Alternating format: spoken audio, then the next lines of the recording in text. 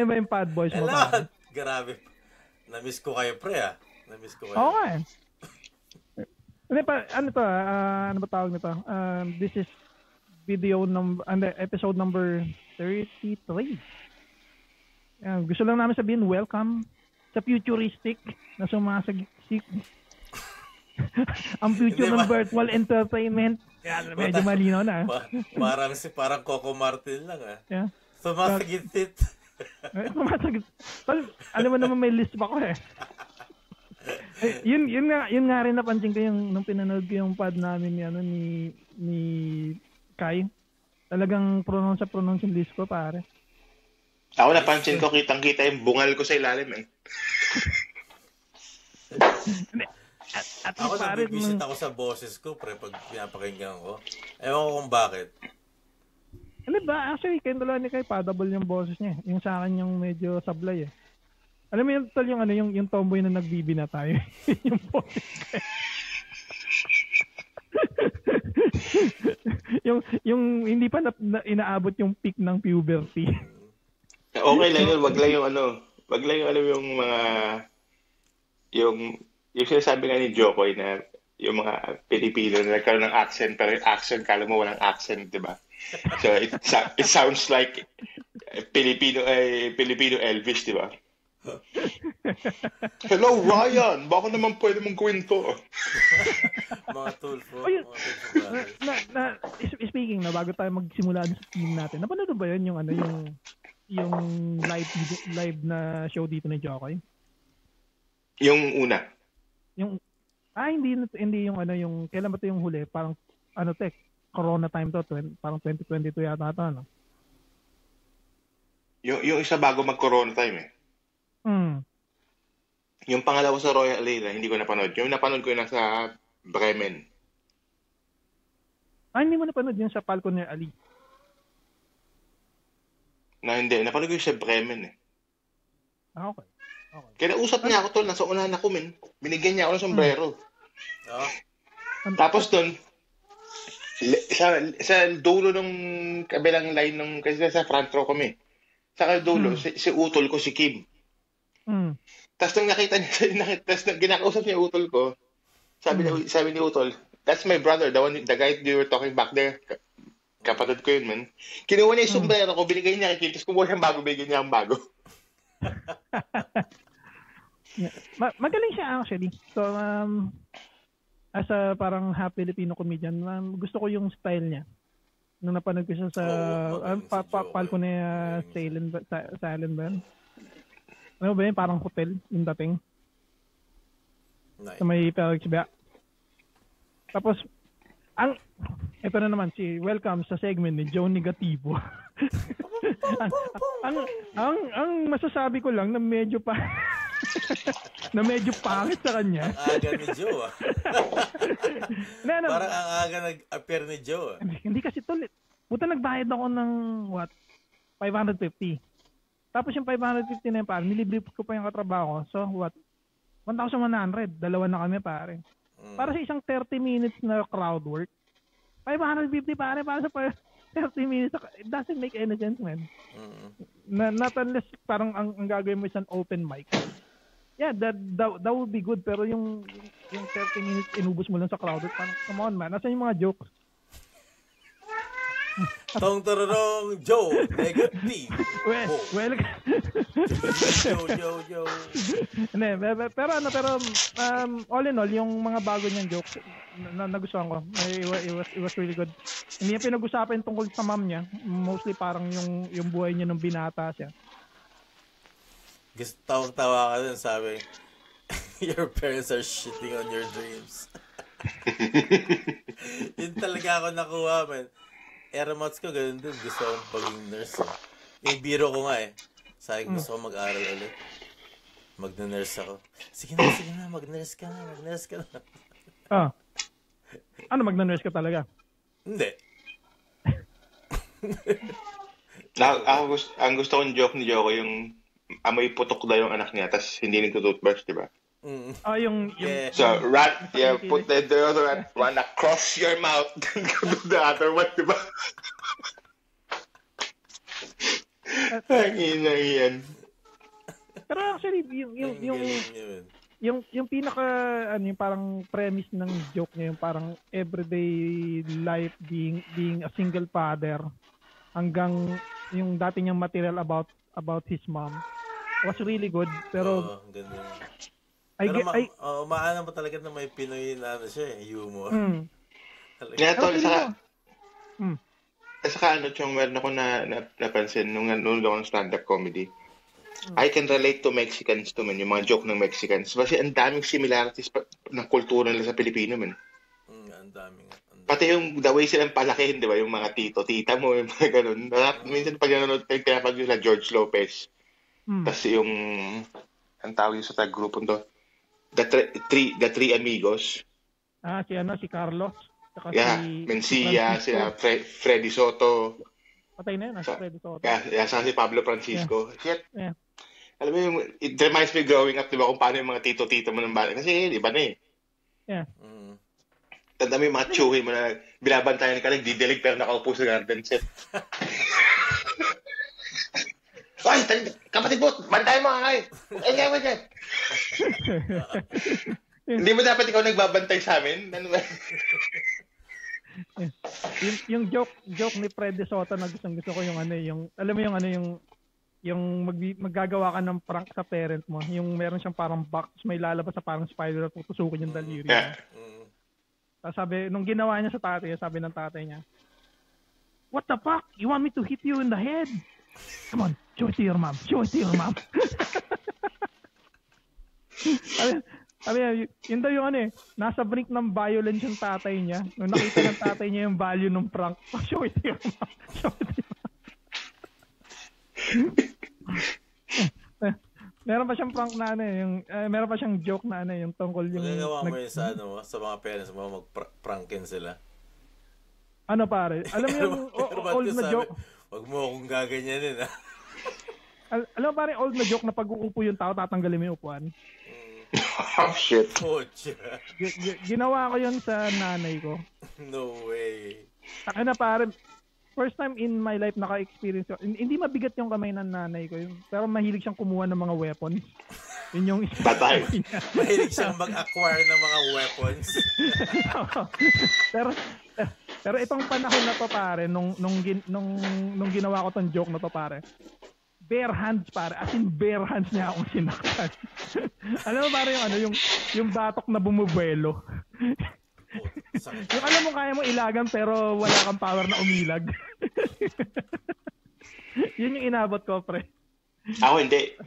Yung mama ko, nung pag pinapagalit kami ng bata kami, di ba? May papaluin kami. Yung kamay nun magic. Lahat ng... Hindi to, parang lahat kaya niya gawing weapon, man. Alam mo, one time hinabol ako noon. Akala ko makakaligtas na ako. Sabi, walang kahoy dito, walang sting-ting, walang kahit ano, di ba? Kumuha, tol, isang kumpol dahon ng kamyas, tapos tinanggal yung lips. Crack! Puta, parang naging walang sting-ting na marami. Sige, oh, shit! Challenge accepted.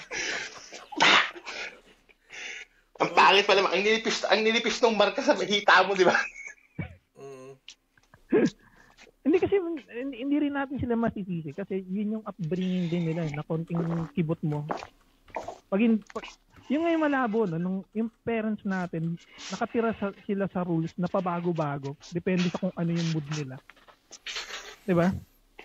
Minsan hindi mo alam kung ano yung rules sa bahay. Wala ka nang ginagawa pero you're still getting in trouble. Kagaya na lang, Ito nakaupo ka lang sa sala. Wala kang ginagawang na mischievous, no? May bigla kang sisigawan. Utang ina. Kanina pa tong mga hugasin na to.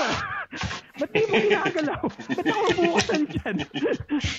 Alam mo, nakaupo ka lang, wala kang ginagawa. Kumagana, nagigets ko na kailangan mong tumulong sa bahay. Pero syempre, pag bata ka, nandudong ka sa period na kailangan kang sabihan kung anong gawin mo hanggang sa maging practice mo araw-araw. Minsan naman hindi mo naman masisisi na na sa isip mo, although nakita mo na, lagi mo inisip either gagawin nila yan o mag-aantay silang gawin ito Magantay na lang sila. Parang ganun, gagawin ko rin naman eh. So, magdadahi lang ka ngayon sa magulang mo, no? Gagawin ko naman yun eh. Nagmamadali kayo eh. Hindi naman mga lakad ba kayo? Siyempre pare, may palo ka na nga putin. Ano sinabi mo? May lakad kami. Yeah, mahirap kahawa yung Asian na lalo ng Pilipinas. Yeah. Oy, hanapin mo yung chanelas ko. Pag di mo nakita, makikita mo. What the fuck? May ganyan yung tatay ko pag naiirita sa akin. Yung alam mo yung merong kayong tension, tapos sabi niya, halika tulungan mo ako sa garahe. Pumunta kami sa garahe, no. Kailangan ko yung something. Sabi ko, ano ba yung kailangan mo? Basta kailangan ko yung something. Pag hindi mo nakita, andyan lang yan pa. Ako na nagsasabi siya, pag hindi mo talaga nakita, putang ina. Ano nga yung screwdriver? Sinelas, ano ba kailangan mo? Yung nga sinasabi ko, yung pagpabago-bago ng rules. Hindi mo alam kung ano ba talaga yung rules ng bahay. Minsan yung naiingit ako sa mga tao na yung nung bata ako na umaalis ng bahay tapos may sarili silang bahay. Yung sila gumagawa ng sarili nilang. Paano kayo mabuhay ng gano'n? Siguro mga 16 nung nakita ko yung mga kaibigan ko na kumukha sila ng mga parang hindi apartment, ano ba tawag doon? Condo? Hindi, bed space ang tawag. Motel. Motel, yeah. Hindi, bed space ang tawag. Sogo. Sige na, mabanggitin ko na ha. Sogo. Si Mother Tingnan lang nga, si Mother. Hello, live kami, mag-hi ka. Sa mga tropa. Panggulo ka nagpo-podcast kami, naka-live ka. Naka-live ako.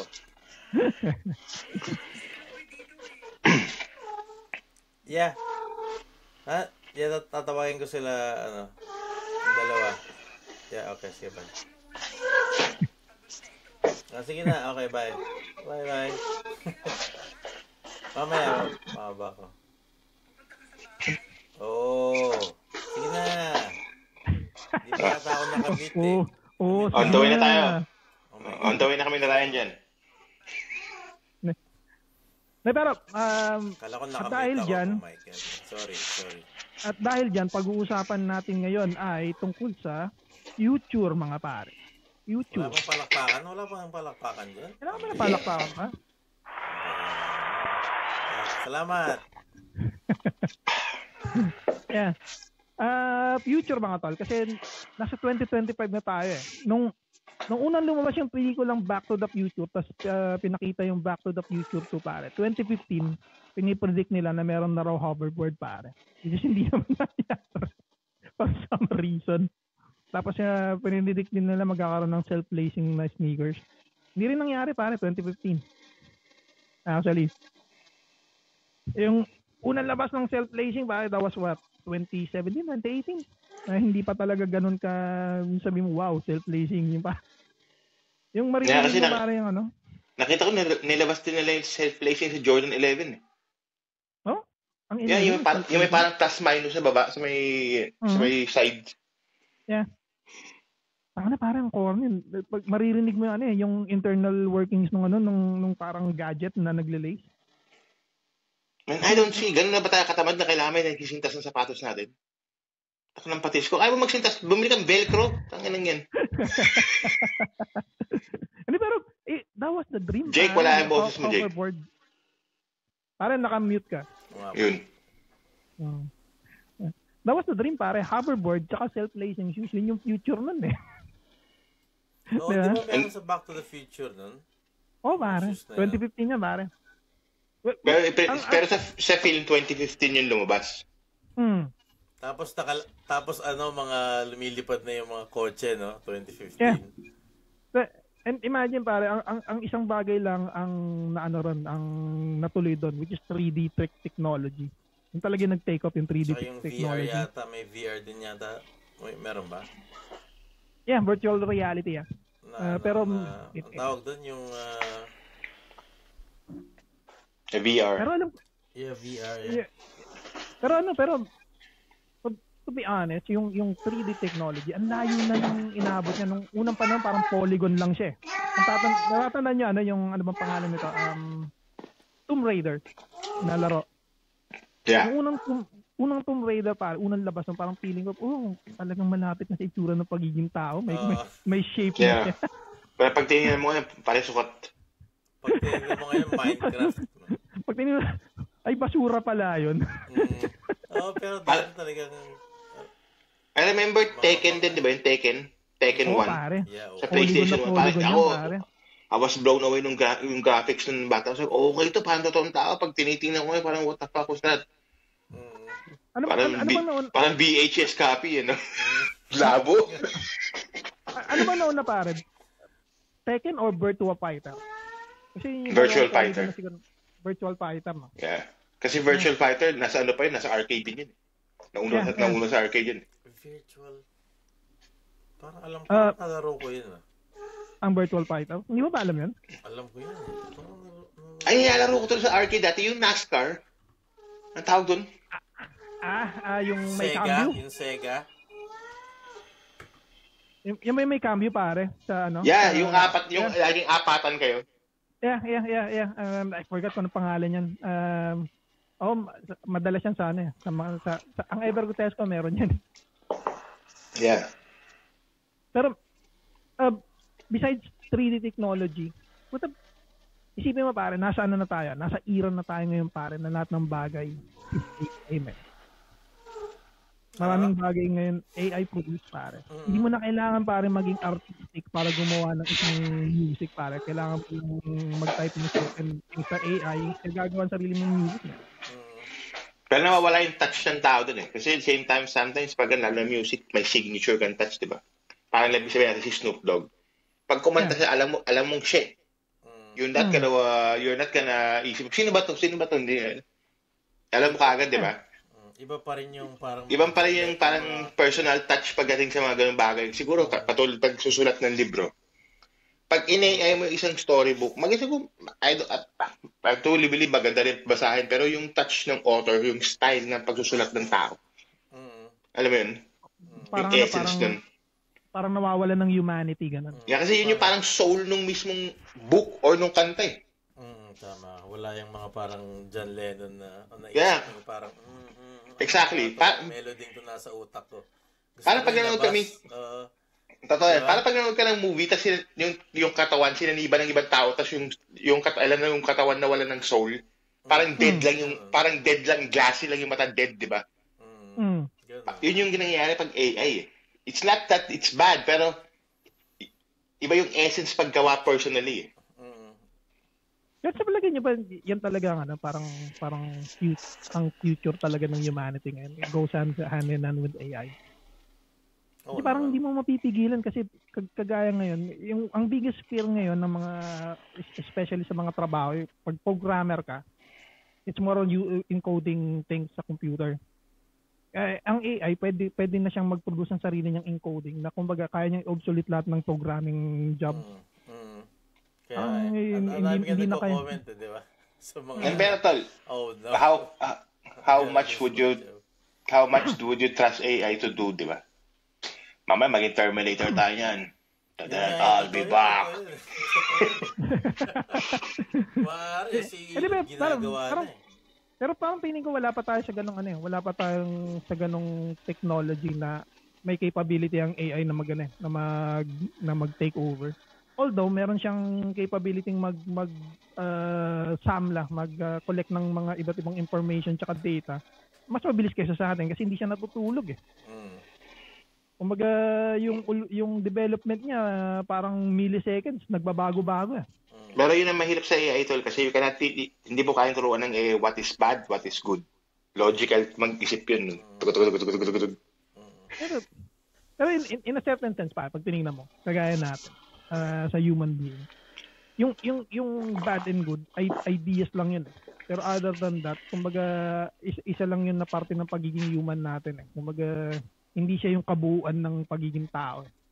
So we could be bad and good at the same time And at the end of the day, parang gray area yung bad and good para sa atin. Nakikita ko rin ng AI.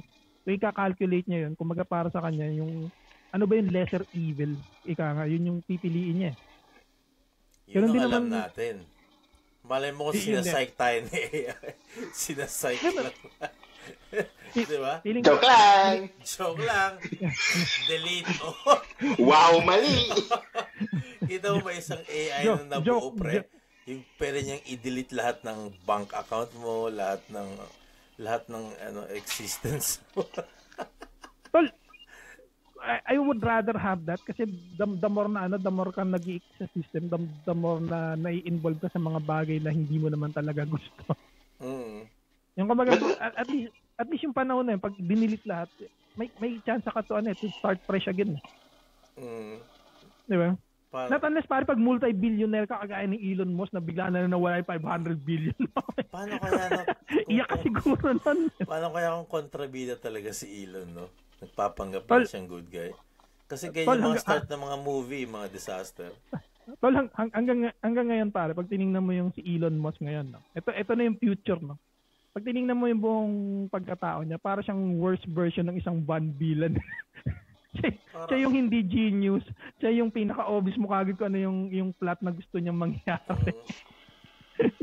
At least pare mga Van Villain may layer pa yung personality nila. Ito pare wala eh. Isang one go lang siya. Straight. You see what you get. Yeah. Kasi to be honest, ang unang panahon left wing ka. Tapos bigla-bigla naging right wing ka kasi lahat ng pera mo galing sa government contract. At dahil galing sa government contract, the only way for you para tumaas ang stocks mo at kung may fucked up na mangyari, mapoprotekta ka ng gobyerno is to align yourself with the president. Which is he did, man. Yung hindi ako naniniwala sa sinasabi niya na magaling siyang chess player. Magaling kang magbasa ng kumbaga kung ano yung magiging conclusion ng isang event. Pero other than that, hindi yung talent eh. It's more of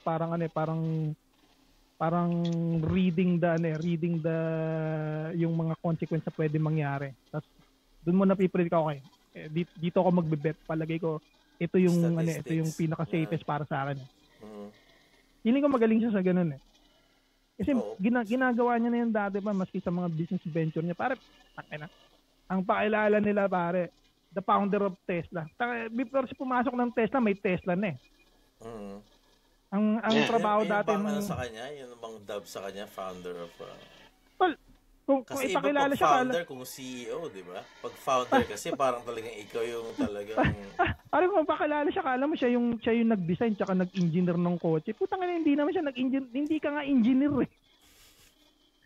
Come on man, maging realistic na lang tayo. Kumbaga parang yung I get na shrouded in mysteries yung origin mo.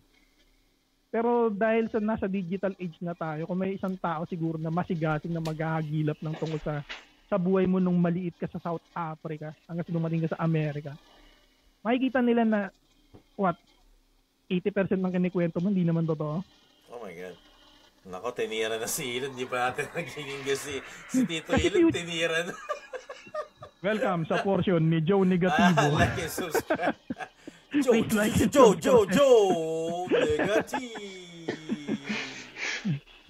Bigyan na sumusulpot, no? Iba yan. Yeah, para sa Mortal Kombat, alam mo yung maliit na tao, Tusti! Bigyan na sumusulpot. Gusto ko yung tatlong robot dun eh. Si Cyrax. Tangin na parang nakakainis lang mag-scroll up ka sa kahit anong social media, lagi siyang involved. Tangin na pwede ba? Kahit anong scroll up mo, ikaw na naman. Grabe siya. Konektado siya kay Trump. Trump, Dana White, Joe Rogan, Elon Musk. Hindi ko alam bakit hindi galit si Kuya Jake. Ina-scam siya ng Dogecoin eh. Taka na pare, isa sa pinakamalaking scam niya, men. Hindi naman sa kanya yun. Tol, pero once na may influence ka, pag isang tweet mo pa lang, tumaas yung stock ng isang Bitcoin. Yan ang ibig sabihin nun, tol. Meron kang porsyento ron. Either mag-succeed man yun o hindi. Baka. Yun din yung pinaka either sinungaling ka or opportunistic ka. Kasi, kagaya na lang ng Bitcoin. Wala namang worth talaga ang Bitcoin. Tawag nga nila doon, magic money. Si Kuya din lang yung nakinabang sa Dogecoin niya. Na-pull out niya kagad eh. Ganun talaga yun pare kasi yun eh. Lahat ng pera nyo, para siyang pyramid scam.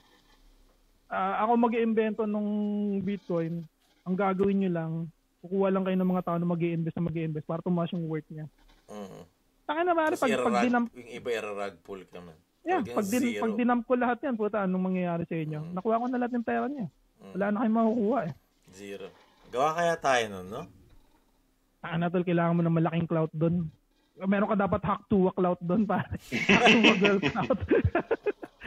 Yun dapat yung clout mo doon, men.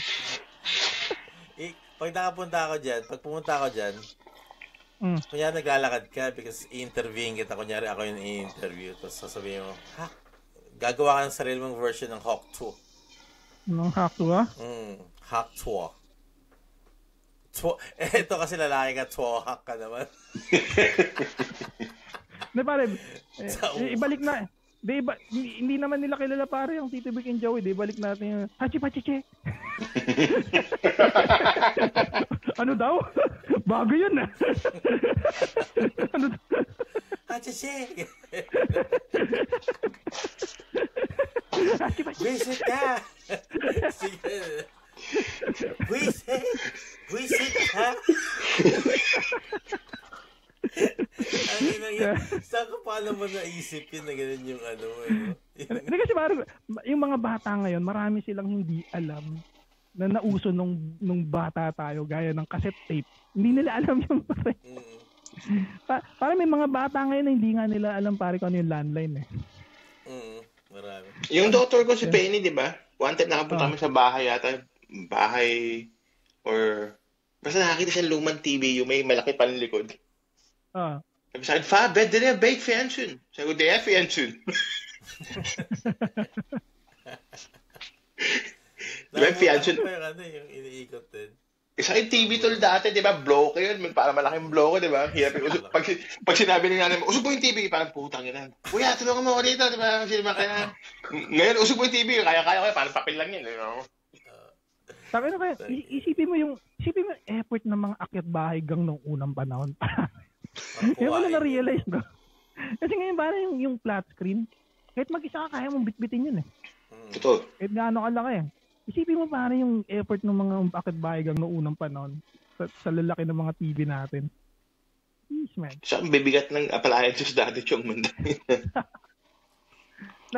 Naalala ko pa nung era ng audio. Sabi nila, ang 'di ba ang pumalit na nun ang CD. Ang kagandahan daw ng CD nun, hindi raw siya na hindi kagaya ng 'di ba yung tape, pwede mong kopyahin ng tape to tape. Pwede mo siyang kopyahin ng tape to tape. May dalawa ka lang cassette recorder. Yeah, yung isa play, isa record. Push mo yung record. Yeah, play sa record sabay. Sabay kailangan. Yeah. Ang pakilala na ng mga music producer, ang CD raw, hindi raw mangyayari 'yon. So lahat ng mga tao ang bibili nila original. Puta na uso mag-burn noon pa. Naalala ko niya na.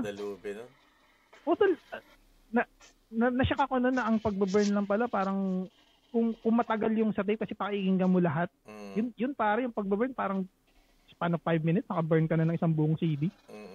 Yeah, mahirap lang doon yung paano mo ipapatong-patong yung kanta mo in Raika-Filia mong gusto, diba? In order mong gusto. Usually kasi pag hindi ka magbe-burn, papa-burn mo. Ang magde-decide doon yun yung Diyos pare yung magbe-burn. Kaya yung God of Burning. Hindi, natanda ko yan dito sa Denmark tol, yun, nagbe-burn ako ng hip-hop music na magusto ko, diba? Nagbe-burn ako isang CD, 13 na songs, diba? Siyempre, mga record, yung mga kinukuha mong recorder, hindi naman galing, minsan sa radio na, diba? So, once in a while, may pumapatong na reklama, diba? Nothing but the mix. Nothing but the motherfucking mix. Pero yung kasi ano yun, parang ano, kasi wala pa nung ano ba tawag na yun, Paano parang pa music mag-burn? platform. Paano mo siya, kung punta ka sa isang website? Hindi ako And then, nag-burn eh. yung lahat ng ano, lahat ng nasa CD, pwede mo siyang i-store sa, di ba, sa PC. Yung PC mo pare, meron, Okay. So, nakalimutan ko anong tapos pangalan. ika-copy mo lang. Ganun. Nagka-copy mo lang. Okay. Naalala ko noon mamimili ka ng ano ng iba't ibang file size ng ano ng CD noon para mas totoo. LimeWire? Pwede na sa LimeWire actually yan. Pwede ka rin ano. Naglalagay ako sa yung Nano, yung dating yung Nano na iPad. Yung pang music. Yeah. Ako naabutan ko yung Napster, man. Napster? Tangin na pare. Yeah. Yung kasikatan ng Burn, nung hindi pa nila ini-encode yung bawat video sa YouTube, ang YouTube, pwede mong i-copy paste yung file ng isang video, i-transfer mo, i-convert mo siya to audio. Di ba usually puro music video? I-transfer mo siya to audio, tapos i-burn mo siya to CD. Nung katrabaho ko yung misis mo, ganun yung ginagawa ko nun sa may BSB, kasi meron kaming CD player. Ang pinapatugtog ng asawa mo, ako Walang katapos ang ako. Ako From the day na nag-start kami mag-work, i-play mo na ulit yung ako, tapos na yung buong album. So, no choice pare, so nagbe-burn ako nun ng mga music nun. Ikaw pala si Dr. Burns nun. Pangana pare, Papa Burns. Pero isipin mo, mga technology dati from cassette, CD, tas yung how music na Spotify na lang ngayon, di ba? Pati cellphone, ang laki ng jump ng cellphone papuntang future, di ba? Pero gusto ko sana next time makita ng lightsaber. Tangin lang yun. Meron na. May lightsaber na. yung totoong lightsaber. Isang tao lang makakagawa na alam niya na kung sino. Bangitin mo na, Kuya Ray. Ano to yan, pare? May isang sublet company si Elon Musk at ang tawag The Boring Company. Gumawa sila ng isang ang sabi niya hindi siya flamethrower, pero flamethrower talaga. Yeah, alam ko yun. Naglabas 500. Yeah. Don't buy this, parang ganun pa yung ad. Ngayon parang ang meron silang isang team na nagde-develop ng isang real life na lightsaber. Pero hindi siya laser per se. It's more parang heat energy ang lightsaber mo. It can cut, sabi nila, pero it cannot cut as fast as you think. Pero nasa ano pa rin siya nasa beta stage pa rin siya. Kasi kagaya pa rin ng ano. Kung parang laser, parang kailangan pa rin ng hangganan, di ba? Para maging sword, di ba? May certain technology. Haba, no? Daldal.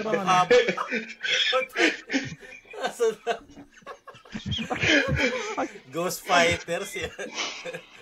Pag open mo pare, pag sara mo ng gano'n, may biglang nalaglag sa na kalapati, hati na sa kalahati. Sa Pilipinas bubuksan, wala kayong kuryente, tama mo yung poste. Forever kayong walang kuryente. Pero yari ka sa mga kapitbahay mo, ikaw kita-kita, may ilaw yung espada mo Madami ka na. Puta, dudumugin ka siguro. Bugbugin natin si Boy Jedi. Hindi mo na mahampas basta-basta ang haba, di ba? Speaking, pare, the future of film, pare, medyo AI-related din to, no? Naalala niyo sino ba to? Si Bruce Willis. Si Bruce Willis, binenta niya yung lifelike niya sa isang AI company. Ang style niya parang deepfake. Pero may sakit na siya, di ba? Parang... hindi niya na kasi kayang umarte. So, binenta niya. Pero parang progressive na dementia. Parang progressive dementia. Ayun. Oh my God, man. So, ang binenta niya yung itsura niya para kumbaga kahit hindi siya nakakaarte, kumikita pa rin siya. Pwedeng gamitin, pare. Binigyan niya ng right. Lupit. Imagine that, pare. Kumbaga, ikaw director ka, hindi mo afford, pare, sabihin natin si Ryan Gosling. Pero meron isang company nung sabi, meron kaming lifelike AI ni Ryan Gosling na pwede mong bilhin ng ganito lang na porsyento. So ang kailangan mo lang pare, isang actor na marunong umarte ng katawan, tapos bahala na yung mag-divert ng kung ano yung magiging itsura niya. Parang yung ginawa na kay Paul Walker sa Fast and the Furious. Yeah, parang gano'n pare.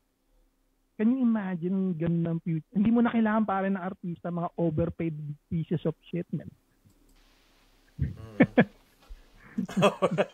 AI na lang. Yan, boy negatibo comment again. Bakit nga ba natin binabayaran mga artista ng pagkamahal-mahal, man? Ano bang trabaho mo? Inaarte mo yung isang bagay na hindi naman totoo. Doktor ka talaga? Isa kang astronaut, ililigtas mo yung mundo gamit ang isang drill. Boy negatibo. Joe! Leg! Paano yan labas sa ganun? Paano yan labas ni Joe, ah? Parang tangin nasa mood yata si Joe, ah. Hindi naman. Kamusta work life, ha? Did you have a good week? Hindi nga eh. Kanina lang di nag-scroll ako sa Instagram. Maya nabasa ko pare. Sino ba to? Si Ryan Reynolds, man. Binayaran pala siya ng certain X amount of dollars ng Disney para forever niyang hawakan ang Deadpool na IP. Okay. Oo. In the same manner, meron din siyang control para gumawa ng certain films sa producer gamit yung Deadpool money. Isipin mo gaano kalaki yun, pare. Yung binayad sa akin. Sabihin mo ng $250,000. Mahirap imagine yun, pare. $250,000, maraming pera yun. Tol, ito nga chong isa NBA player si Jason Tatum ng Boston Celtics. He was offered $919 million ng he declined. Pero hindi naman siguro as a money contract. Siguro malamang mga stock in yun, parang stock in something. Stock in inoferan ka almost $1 billion tapos dinecline mo. Nike. Bakit daw? Hindi sinabi siya, he just declined, di ba? Siguro, ewan ko, mas gusto niya maraming pera, di ba? Oy, LeBron Jake, napunta sa inyo si Luka Doncic, motherfucker. Nakaw yung na yun. Trade na yun. Well, wala na yun. Matanda na yun si Luka Doncic. Ano ka ba? 25 lang. Nasa decline na yun ng career niya, man. Well, 25 is too old. Ano ka ba? 25 is ang too old. Ang prime niya, 30 years old eh. Ano ka ba?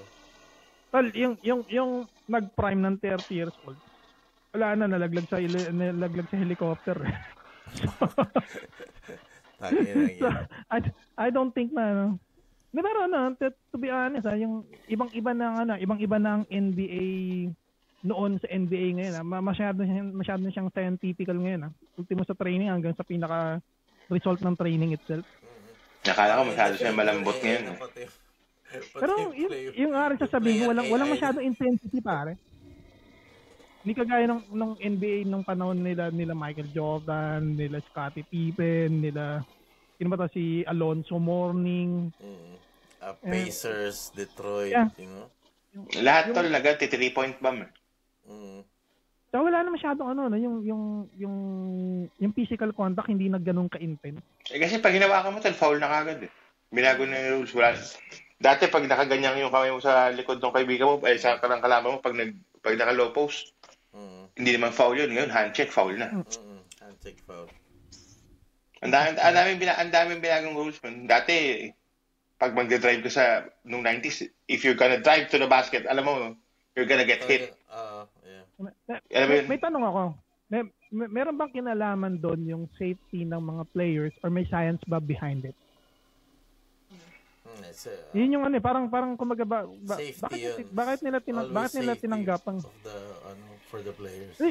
Hindi kasi in the same manner na iniisip ng defensive na safety niya na hindi ka dapat tutukod.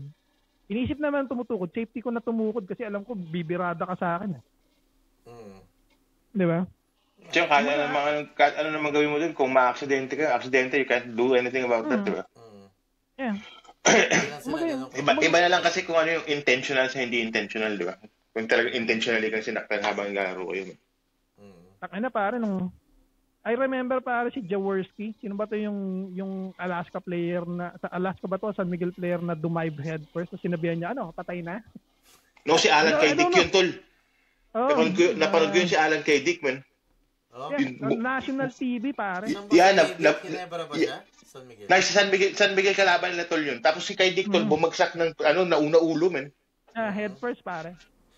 Gumanon pa talaga siya Jaworski patay na. Yeah. National TV pare. Grabe yung mga basketball dati, no? Imagine mo yun, tapos bigla, bawal ka nang handshake yan. Ako, Chong, nung bata ako, di ba, siyempre, nung lumalaki ng basketball, yung tito ko, busit sa akin, sabi, lambot mo, dinila ako sa kanila, tol. Every Sunday, tol, kalaro ko mga kargador sa tricycle driver, tumigas yung katawan ko doon, uwi ako doon, putok kilay, putok labi. Isipin mo ito, kargador, bato, tol, tas ilang taon lang ako, 14, 13, di ba? Yun, grown-ass man. Ako talaga maasa. Taka parang mga laro ng ganun, hindi naman basketball, agawan buko eh. Yeah, tol, doon ka tumigas yung kamay ko, tol. Pag hawak ko, pag grip ko yung bola, hindi mo mapalo, man. Tapos yung bantay siya, pare, yung talagang yung may halong pagmamahal. Yeah, tol. Yung nagpapalitan kayo ng libag. Pag promito yung repel doon, hindi foul. Sexual harassment.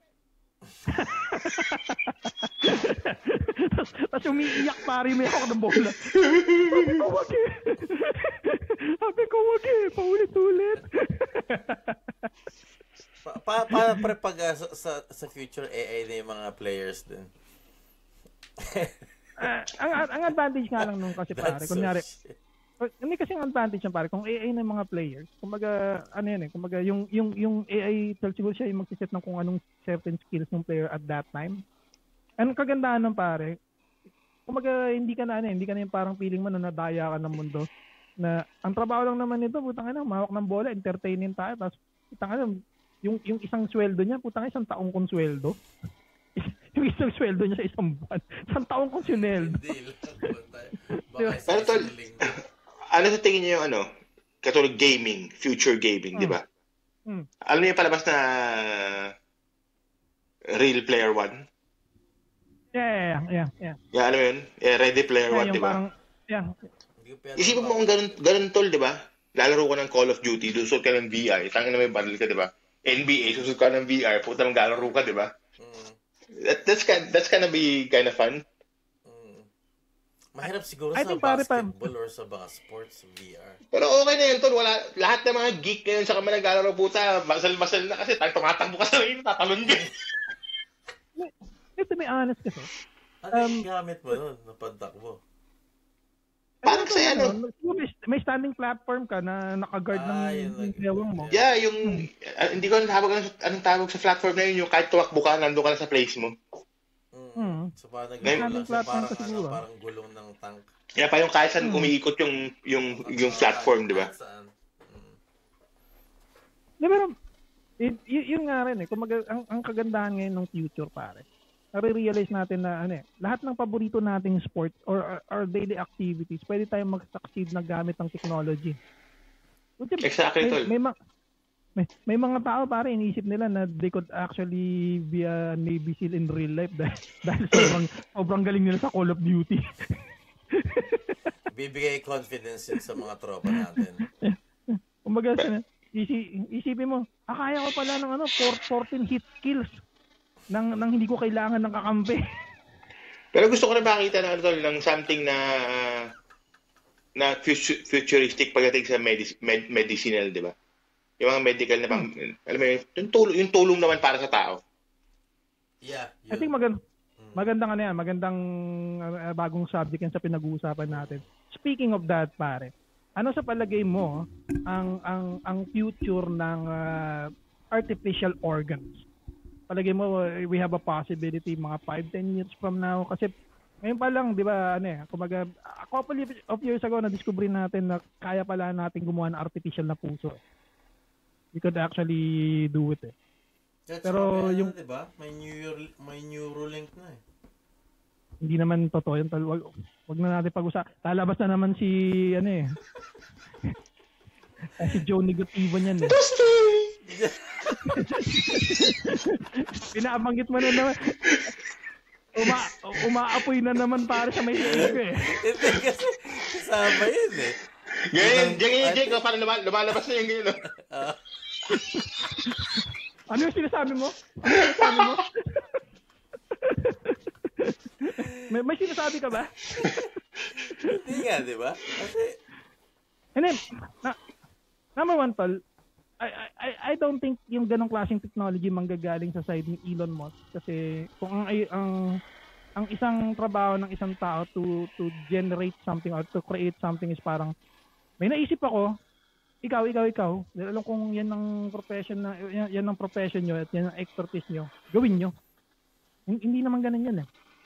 Kumbaga parang yung ganong klase, it would take parang much more patience, much more parang empathy, much more parang pag-iisipan mo, para saan ba to? Para kanino ba tong ginagawa ko?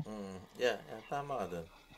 Pero kasi iba kasi diba yung pag, kunyari may hindi makagalaw yung kamay, kaya daw paggalawin ng ng chip yun na ilalagay sa brain. Yeah, para siguro kunyari mga nanotechnology.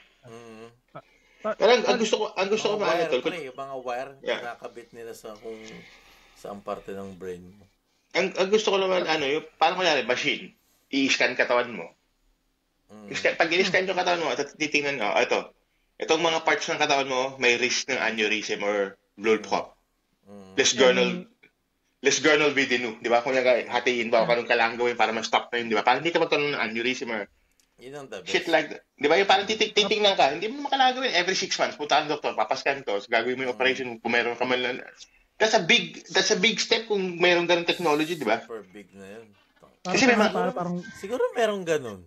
Kasi may mga tao na malaki yung stress eh sa buhay, di ba? Mabibigat yung stress. Wala pa bang ganun? I don't think so, Chong, man. Jutes lang yata yung papatulong. Stress ka. Sige ba, para mawala yung blood clot mo. Mag-magic dragon ka muna dyan. Ang pinakamaagang version lang siguro niyan is kalabasa ba yun yung Magic Dragon? Ang pinakamaaga sigurong version lang siguro niyan, kunwari ang buntis yung asawa mo. Pero napaka parang sinaunang technology pa to eh. Pag buntis yung asawa mo, kuha sila ng sample na kung saan malalaman nila kung may autism yung anak mo, kung meron siyang Down syndrome, meron siyang physical deformity, yun lang yun eh. Meron ng ganun ngayon tol eh. Kinukuha sila ng parang number. I think if it's lower than 600 yung cell, may ganun yata yung anak mo. It's either may deformity or something. Tapos tatanungin yung babae, do you wanna continue your pregnancy or not? Kasi may mga parents na. Early version natin eh. Yeah. Alam mo yan, isipin mo yung parang ano ba tawag dyan, yung future sickness preventive machine ng tao. Kaya sa katulad ng diba lahat ginagawa yan? Lahat ng buntis, diba ginagawa yan? Diba? Yeah. Tulad din ng mga tao may mga MS tol. Diba? Multiple sclerosis yung gano'n. Yung bigla na lang hindi na makakagalaw yung katawan mo kasi nag-deteriorate yung muscle. Ano something that can revert it back or alam mo yun? Kasi ano lang yun eh. Parang signals lang sa utak mo yun na hindi na nag-fungi eh. Yeah. Alam mo yung mga ganong klaseng bagay, yung mga parang unfair na sakit, di ba? Pwede mo lang maganda rin yan kasi kung makaka-develop sila ng ganong klaseng machine, dyan din pwede rin sila maka-develop ng machine na kumbaga, ano ba yung nagtitrigger sa isang tao para maging psychotic violent? Yeah. Or something na pwedeng itest sa katawan mo kung meron kang early set on tumor kung saan parte ng katawan mo. May mga ganong klaseng test, di ba? Yun na nga, kumbaga parang isipin mo yung parang yung siguro malaking alleviation yun sa society natin na isipin mo 20 years pa pag-usapan natin. Naalala mo ba yung mga tao na kumakain ng mga baby tapos nire-rape nila yung mga anak nila? Kinukulong natin sila, di ba? Naalala ko yun. Ngayon, na-find out pala natin na may yung utak nila, iba pala kung mag-click. So, meron na tayong solusyon doon. hindi na natin sila pwedeng ikulong. Hindi mo na rin pwedeng iluwa yung kinain nilang baby. Putak niya. yun din. Please like and subscribe. Like and subscribe, guys. Lahat ng naririnig nyo ngayon is pawang entertainment fiction lang. It's just fiction. Allegedly lang to lahat. Allegedly. Pero kahit sabi mong tol, kahit sabi mong mapuruwebang ibang na mag-click yung utak, may itulong na sa kanila tol. Tatingin ko yung sambayan na hindi papayagan lumabas yung mga tao yan. Di ba si Chris Hemsworth? May parang nalaman ng doktor na magkakaroon siya ng dementia. Magkakaroon yata siya ng Alzheimer's. Alzheimer's, yeah. Yeah, pero hindi naman siya magkakaroon. Kumbaga, may ano siya, meron siyang malaking chance siya, high risk.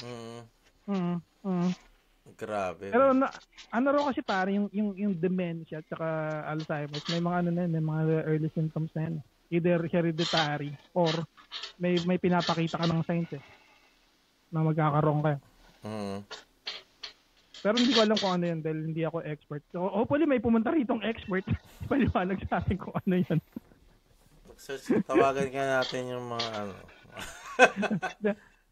Tawag nga si Mr. Wong. Mr. Wong? Tol, si Chris Hemsworth, hindi si Mr. Wong. Mr. Wong? Hey, Mr. Wong. Alam ko na nasa isang DC universe lang sila.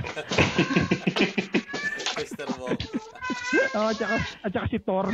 Pero I doubt. Pero yung future medicine siguro, isa pa siguro na pwede kong maisip, no?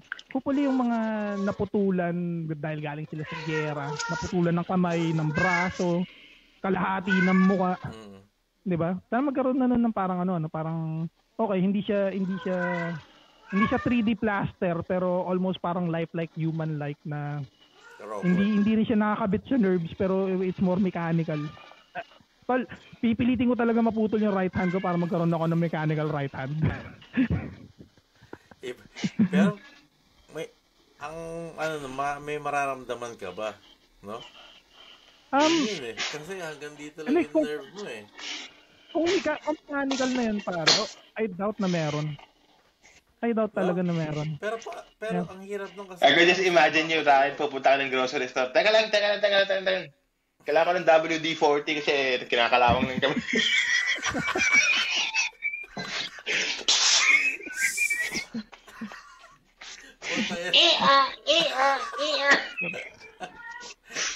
Puta.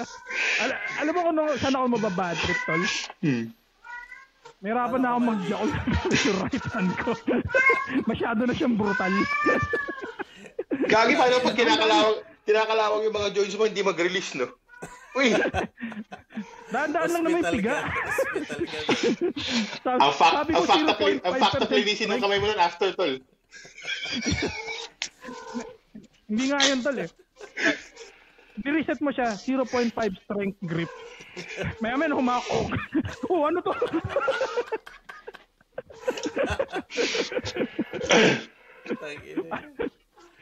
Yun yung parang na-disconnect sa Bluetooth po. Yun yung tapos ang future mo grip pare.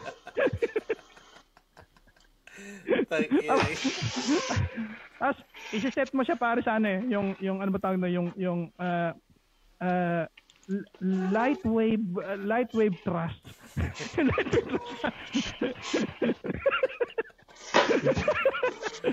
Isipin mo gano'n na sa future, no? Pag yung mga teenager mapasok lang sa banyo. Tikol. Tits. Na robot na Tamad mo naman po, tangina. Pare. Futuristic guy. Ito yung jahe, pare. Ito yung pinaka-jahe doon. Magjaja ko lang. Pag ganun mo, mali yung setting niya, na-rip off yung beverage mo, pare. So, pupunta ka ngayon ng ER, hawak ako yung beverage mo. Hawak ako yung beverage. Paano mo papaliwanag yun, pare? Pwede nyo pa bang ikabit mo? Ano pa ginawa mo? Magkakamot na sana ako ng puso. Sa ibang setting pala ako. Pupunta sa ilalim eh. Magkakamot lang ako ng pusod eh. Nisip ko na dito sa Denmark, napunta kang ES. Så hvad skidt? Jeg kom til at trykke på start, uden at kigge på indstillinger.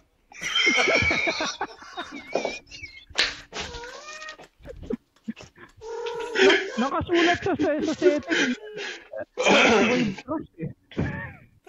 Iba pala yung napindot eh. No? Kasi, basahin mo kasi muna yung instructions. Naka-lightweight plus ka nga, pero 80% yung power. RIP. Paano mo kayo papaliwanag yun? No? Nasa ER ka, hawak-hawak mo yung sarili mong tipe. Puto ng efforts ko, nag-malfunction yung kamay ko.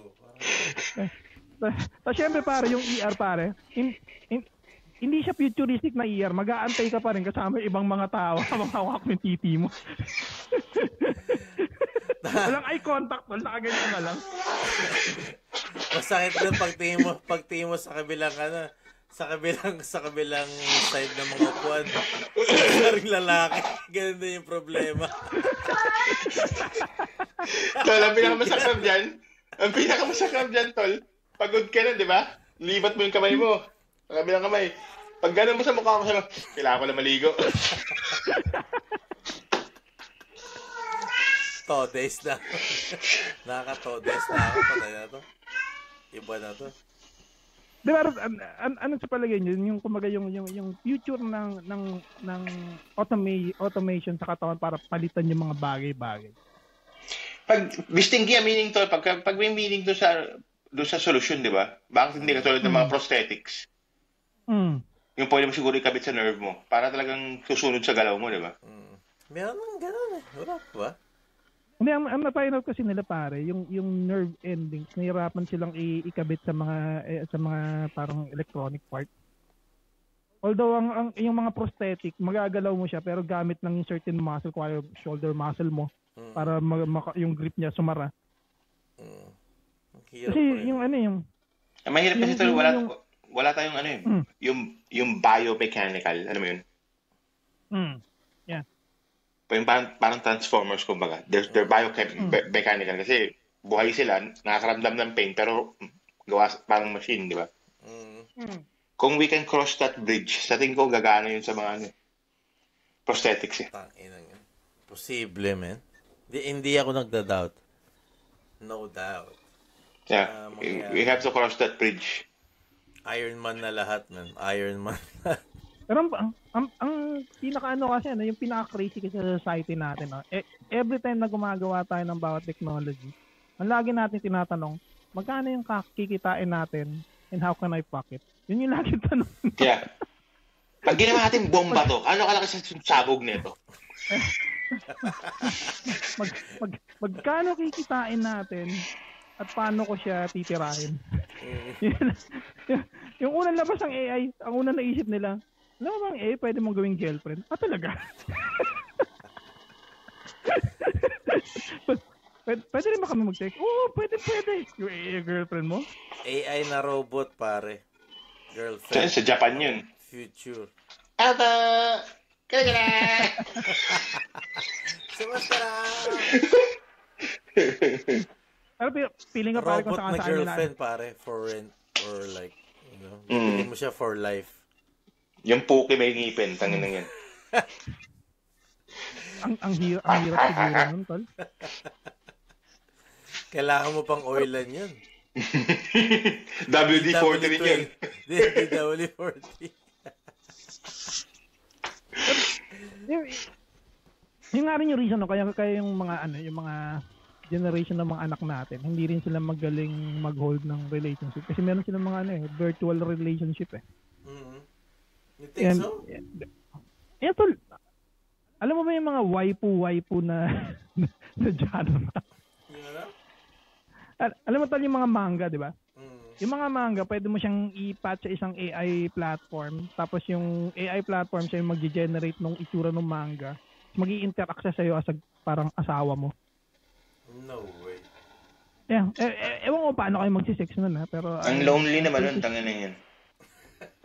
Yun talaga yun, tol eh. Kumbaga, yun yung future. Feeling ko nga para yung basic interaction na lang na makikipag-usap ka sa isang tao or magkakaroon ka ng parang physical connection, parang mapipace out na yun in the future. Teka lang, parang may nakita rin akong ganyan sa movie. Parang yung Judge Dredd. Judge Dredd yata yun yung hindi, nag-sex sila sa Demolition Man. Yeah, parang nag-sex sila kasama niya si Wesley through Snipes. VR, di ba? Yeah. Well, masyado raw dirty yung physical sex. Grabe, oo. Yeah, kasi meron daw sakit na mas worse pa sa AIDS nun eh. Pero alam mo, napanood ko yung film na yun, ang pinaka-ayaw ko doon, yung kumakain siya hamburger, tapos sabi niya, what kind of burger is this? Sabi niya, rat burgers, rat. Wala nang karne, nasa ilalim siya ng sewer, di ba? Oo. Tapos siya lang yung tao marunong mag-drive ng manual gear, yung lumang kotse ron. Yeah, siya lang marunong. Pero, to be honest, piling ko papunta na rin yung future natin. Pag pinansin mo rin yung mga tao, mas hirap na silang mag-distinguish ng kung ano yung totoong conversation sa hindi totoo eh. Kasi isipin mo pare, yung social media itself, pag kumari isang certain na sikat na nagte-trending yung pinag-uusapan, most of the time hindi mo maiisip kung totoo ba yung conversation na nangyayari sa thread or parang parang nagto-trollan lang sila bawat isa. Kasi ito nawawala lang yung personal touch. Iba yung pag nag-uusap tayong video. Okay, sa personalan. Iba yung makikita mo yung body language ng kausap mo.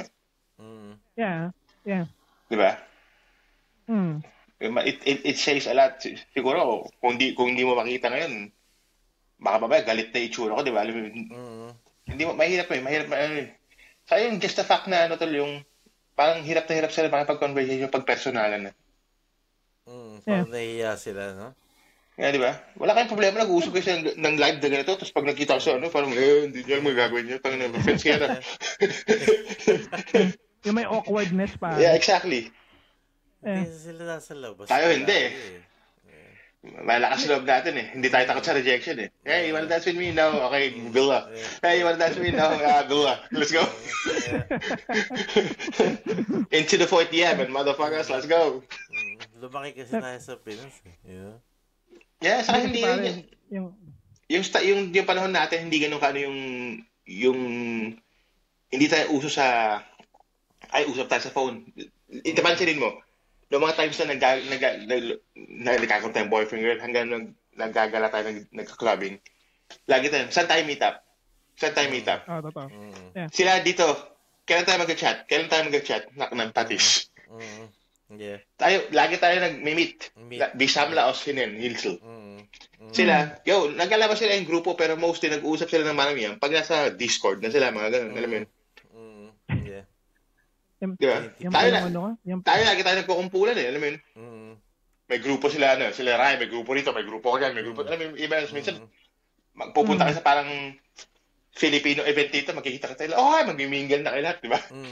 Totoo, yeah. Isa lang, pag nakita sila sa group, pag nakita sila sa parang party, parang, best baby girl. Umupo ka lang niya kasi. Believe din ako sa conversation na kuwari mga bata. Usually, it's more about kung ano ba yung mga ganito? Nalaro mo na yung ganito? Doon lang nag-revolve yung conversation. Sa atin din. Tol, nakasukuran mo ba natanda ko yung last Friday kasama mo si ganito eh. Tanda mo, tinulak mo si Brian sa kanal, tangina wak-wak yung wak-wak yung chat.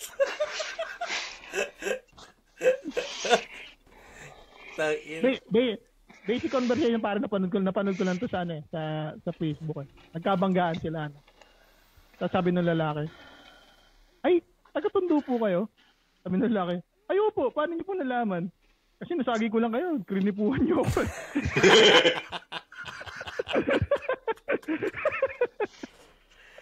Grabe. Yun yung talagang total interaction. Ginrepuhan, putang ina yun. Holy crap, man. Isang bagay na hindi na ma-experience ang mga anak natin. Sana naman. Yeah, masakal pa yun. Kasi pag sinabing ginrepuhan ka, ice pick pa yung tusok sa'yo. Oo, puta. Grabe. Ang problema sa ice pick, pag hinatak mo pabalik, sumisarado yung wound. Yung sugat, yeah. Yung wound. Yun ang papatay sa'yo. Kasi ang nipis, no? ang ginagawa kasi nila doon pa. Hindi, may chance din siyang mag-bleed pero konti lang. Ang ginagawa nila, bibiyakin ka para yung hematoma lumabas lang. Yung kasi yung pinakadelikado nun pag nag-hematoma ka. Oh my God. At saka yung pag tinamaan yung mga vital organs mo. Grabe. Yung, nalala ko niya nung high school ako. Alam mo yung away pare na hindi ka naman involved pero for some reason hindi mo naintindihan paano ka na for some reason nagripuhan ka. Nanonood ka ng basketball tapos nagrambulan sila. Tapos may isang lalaki bigla ka na lang sinuntok. So ikaw naman putang nasuntok ka na, di suntukan na. Parang gano'n. Maya tapos sa suntukan, mararamdaman mo na lang putang may nagmamanid sa ganito mo. Tapos nakajut ka pala ng ice pick. Nang hindi mo namamalayan. Balbon, ikaw pala yan. Tangina ng balbon. Worst part nun, pre, putya nung pagdating namin sa hindi pang hospital yun, parang clinic lang yun. Sabi, tingnan natin kung sabi ko, bakit yung bibiyakin? Sabi niya, para malaman natin kung may hematoma ka. Pero nung nakita nilang walang hematoma, ang ginawa parang binutterfly push nila yung buong sugat hanggang sa dugo. Hanggang sa maglabasan lahat ng dugo. Yung pinaka-worst pare. Ikaw ba yung nagripuhan? Sakit. Putangin. Taga-tondo rin yung pre. Nawala ako agad, taga-tondo eh. Saan ka naman nagripuhan, pre? Ano yan, pre? Basketball, saan nanonood kami. Nakwento mo saan parte ng katawan? Dito, sa left side ko, dito banda sa may chan. Tangina. Ang mababa lang, mga ganito lang yung naitusok sa akin. Parang feeling ko takot din siya nun eh. Parang ginanon niya lang eh. Yeah. Hindi ko rin napansin. Napansin ko na lang pagkatapos na nung rumble. Puta. Tangina, swerte mo. Uy. Gusto mag-high?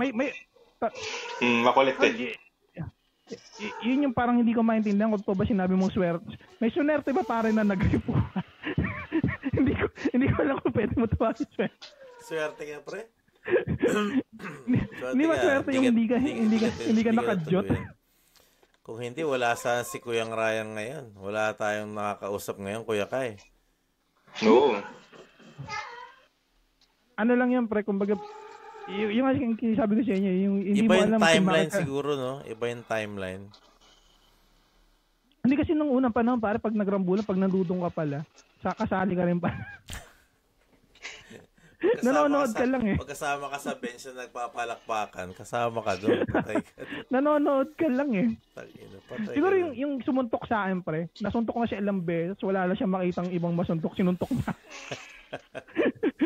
Saan ka tumitingin ha? Hindi ka aware sa surrounding mo ha? Oh my God, man. Holy shit. Other things in the future, mga pare. Future? Maganda yung sinabi music, ni Kay. Pare. Music? It's here na, pare. It's here na. It's making music. Sa palagay niyo ba, pare, ang music ngayon, yung artistry niya nawawala na dahil lahat ng mga tao, pati mga bata, hindi na sila involved sa pagsusulat ng artistic lyrics. Hindi na rin sila masyadong involved sa paggawa ng talagang parang makatindig balahibo na beat or music. Yeah. Para sa kanila parang anything that napapaganon na yung ulo mo, jive na yan, tol. Okay na yan. Lagyan mo ng Gucci, tapos lagyan mo ng Louis Vuitton sa dulo. It's a rap, pare. It's gonna be the album of the year. It's gonna be top 1 diba? Sa Billboard. Nagre-rely kasi sa Nagre-rely kasi masyado sa technology, di ba? Yeah. Pero matutunan din ng mga anak natin yan. Kasi magsasawa rin yan eh. Magsasawa rin yan. Well, tuloy nyo lang po yung conversation. Bigyan nyo lang ako ng 30 seconds. Okay, sige. Nangyari doon. Ihi mo na si Joe. Galit na galit kay Elon. Pare ano kay New Year Link. Pre. New Year Link. Wag mo nang banggitin yun, pre. Wag mo nang banggitin yun. Mainit yung ulo kay Tito Elon eh. Pambihira. Yeah, mamaya mabanggitin mo si Trump. Si Trump. Galit din ba kay Trump to? Nako, pag-uumpugin yun si Trump sa si Elon. Isingit natin mamaya. Pre, next episode pala natin kay Trump. Trump versus Elon. Pre, nakaisip na kami. Trump ba to? Nakaisip Trump ba? Narinig tayo! Nakaisip na kami sa ng tema sa next pod. Si ano yan, favorite mo, si Donald Trump tsaka si versus Elon Musk UFC fighting. Tol, yan yung relationship na gustong-gusto kong makita kung paano kung paano mag-breakdown in the future. Usapang future pa rin in the future kasi naniniwala ako pare, an ego plus another ego is equals disaster. Yun nga maganda eh. Yun ang topic natin sa next one natin. Yan yung gusto kong makita in the future. Pero sabi ko nga hopeful pa rin ako sa future na it's gonna be a learning lesson para sa atin tong year na to. Dahil lahat ng mga world leaders na hindi natin ini-expect na mananalo, nanalo. Hindi ba natin ini-expect si Trump na manalo? Ako na-expect ko. Ano yan pare, si Trump, parang the second coming of Jesus Christ yan Alam mo nang darating Yeah, parang ganun, di ba? Kasi siya lang yung walang ibang mas magaling, di ba? I don't know. Hindi naman dahil sa walang mas magaling kasi sa politics. Kasi pag tinanong mo yung kabilang side kung ano yung gagawin nila sa mga problema ng US, ang lagi nila sinasabi, bakit ano ba yung plataforma? Para mo na rin sinabi na wala ka ring plataforma. At least si Trump, ang kagandahan sa kanya, kahit sinungaling siya, may sinasabi siya na may gagawin siya. Kahit alam mo purapak na para kang snake oil vendor na bilhin nyo to, gagaling ang cancer nyo. Yung mga anak nyong patay, na 3 linggo ng patay, mabubuhay. Siyempre, maniniwala ka dahil puta, nilagay ka ng gobyerno para sa isang sitwasyon na kung saan napaka-dire na ng situation mo Kung mag-grasping for Huwag mo ilabas lahat. Huwag mo ilabas lahat. So, yeah. I guess it's a good thing na nanalo si Trump. It's gonna be a big learning lesson para sa atin lahat. Na kung ano yung in the future hindi natin dapat gawin. Wala akong red tie. Gusto ko mag-red tie sa next episode. O kaya maga. Maga na Si Kuya din yata may gano'n. Well, meron nga akong yung nakasulat na Make America Hate Again. Yung ba yung red na, na cup mo? Yung meron akong cup na nakasulat Make America Hate Again, pre. America, made in China. Literally. Literally. Hindi, pero isipin mo yung itong futuristic na position natin, no? Pagka naririnig mo kunyari si Putin o kaya si Xi Jinping, sabihin nila na okay, kailangan natin i-take over ang Taiwan at ang Hong Kong. O kaya si Putin sabihin, gusto kong i-take over ang Ukraine. Lagi natin sinasabi na despotism. Pero nung si Trump nagsabi na iti-take over niya ang Greenland at saka ang Panama, lahat tayo nagpaalakpakan perfect! Ang galing! Very good. Okay, save mo yan huwag mo i-buhos lahat. I-buhos lahat, pre. Mambira Kasi, so, kanina pa labas si Joe Negativo So, you need to ask Kuya Jake, how do you want to sign us off? I love Joe Negativo. Yung energy ni Joe Nega ngayon, ang lupit. Gagi, alam mo maganda yun. Dapat gumawa tayo isang segment, Joe Negativo. Kaya si Joe Nega, bigla na lang yung lumalabas Tapos magdamit ka ng iba lagyan mo yung bigote, salamin, alam mo talagang parang mag-suit ka. Wala kang ibang comment ko din, negative comments the whole fucking time. Meron para namang normal lang, para naman normal niya lang yun, pre, yung all the time. dapat yung paminsan-minsan lang para may karakter. Hindi naman paring agree sa lahat ng bagay. Kailangan mo lagi na sinasabing antithesis, ika nga. Hindi ko butang na sakit sa ngipin yun, pre. Ano yan? Anesthetic yung iniisip mo. Oh my God. Pero kumbaga feeling ko kailangan natin ng parang anti ng konti sa isang bagay. Huwag mo yan yung mystery. Huwag mo yan yung mystery. Hindi, pero meron din kami segment chismisang mata Sagutin mo nga to kay. Si Kim, si Abby, dati ba magsyota? Pag-uusapan yan sa chismisang maton. Hindi. Alam mo ba? Kailan ko lang ba nalaman na magkapatid pala kayo ni Kim? Kaya pala sabi niya, tinanong ko sa kayo nagkakilala ni Kim, ni Kai. Ewan ko, paggising ko yun, nandyan na yun. Sabi niya ganun, di ba? Tandaan niya yun. Hindi ko alam talaga na magkapatid kayo. No! Hindi din si The Resemblance. Mukha kami Mexican cartel, man. Pero hindi ko talaga alam na magkapatid kayo. Yeah, lilabo ako si Kim. Natsuo ko yung Reinmark. No. Tapos, sumulpot yung asawa ni Jake. Naalala mo si Kim, Abby? Yeah. Tapos sabi ko kay Jake, well, dating boyfriend niya ni Abby. Sabi ko, alam pa daw yung zodiac sign. Alam pa yung zodiac sign, pre. Ano to? Sabi niya, ang dahilan niya, siyempre, tropa yun eh. Ako nga yung mga tropa ko, hindi ko alam yung zodiac. I don't think naging sila, pero I think they hung out.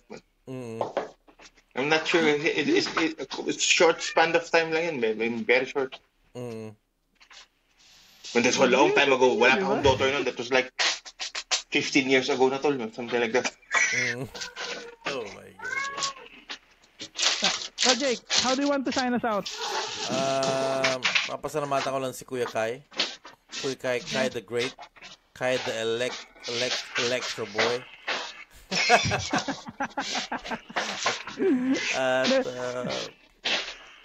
yeah, ano ba rin? Okay, may sasabihin kayo. This was a fun pod, man. Talking about future stuff. Okay, teka na. Bago tayo, I'm gonna interrupt tayo. Talking about future, kaya tayo magkasama-sama actually. Magbo-vault in tayo. Oo nga. Let's vault in! Ako lang lagi, Ako laging... Ikaw yung boy negatibo rito, pare. Ikaw yung Joe negatibo. Sabi ni Ryan, bisitahin ka raw namin eh. Tinatanong ni Ryan sa akin, Kai, pwede ka bang nakawin ng Fridays, balik ng Linggo? Sabi ko, yan, basta hindi weekend ng misis ko, man. Yun nga pagkakasya natin. Kasi sinabi ko sa misis ko, Skit, punta na kami ni Ryan ng Yulan. Stingin ako. Bakit? Papayagan ba kita? Sabi ko, yeah, because you love me. Yes, Kat. Pag-usapan natin yun, pagdugtong-dugtong natin yung free day natin. Yeah, balita ko yung may driver na raw si Kuya Jake eh. Kakukuha lang ng driver's license eh. Congratulations. Alright, chilenge. Si Kuya Ding. Nu ska jag köra Ulf och Varmen. Ikaw Kuya Kai? Ako? Ikaw ba? Nagkaroon na ano? Hindi. Si Dean. Ay. Okay. Sino si Dean? Winchester? Si Dean, James Dean. Yung, James Dean Hinckley. Yung brother. Ikaw, Jake, wala ka bang Jake? Wala ka bang Kirkhoff? Meron. Okay. Nakakapagtaka pare, dalawa pa kotse niyan. Ganyan kayaman yan si Jake. Wow. Dalawa yung kotse niyan pare. Ako, 6. Hot Wheels ka lang. Dalawang kotse, tig 10K lang yun, bro. Tig 10K. Last time pare, nag-bus. Alam mo reaction ni Jake? Yuck, poor people. Yuck. Left and right pare. Yuck. Poor people. Yuck. Ano ba to? Sabi naman tol, sa trabaho naman, electric na kami Tuwing meron kami nakikita electric car, di ba? Yung mga Sven ko, wala. Really? Ganun ba talaga kabad?